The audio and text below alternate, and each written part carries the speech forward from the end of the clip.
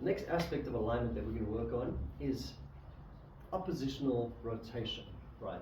When we're looking at rotating the body, often we're twisting our body the whole way by just rotating from the pelvis, which is really good because we're utilizing how your leg fits into your pelvis.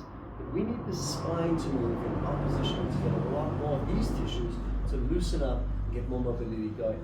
So it's going to allow you to move in positions you haven't been before because you used your whole upper body as one cement block reaching back and forth. So the idea is we need to rotate the top being the ribs and the bottom being the pelvis pushing one way while the ribs pull the other way. You'll feel those tissues open up. Right. Best way to do this is trying to take, again, a few dimensions away from you by going to the ground.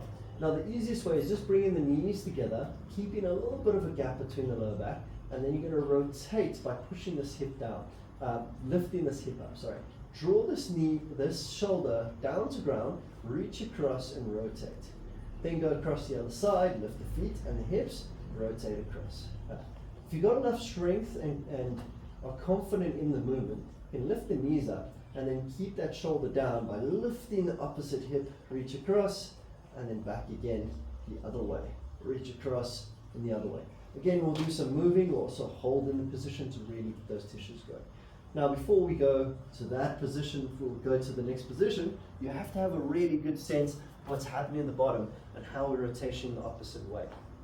After that, we can grab the bench.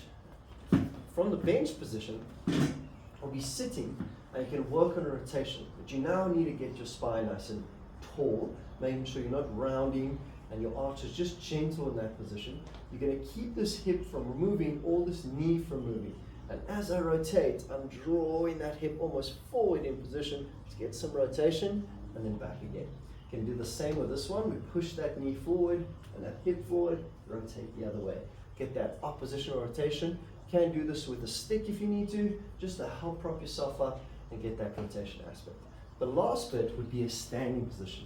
This takes a lot more awareness, and this would be just standing in position and trying to rotate without letting this hip rotate backwards. So you're pushing against it, rotating in and back in. Again, a stick can be used, but what you can do is step the one leg forward and then rotate from this position, pushing this hip forward and then back again, trying to really wake up these tissues. Eventually you can add some force, some weight to it as well, and get that rotation working. Whenever we're looking at rotation work, you're never letting your whole body twist. You're trying to go against the grain to get some rotation or counter rotation between these 2 points.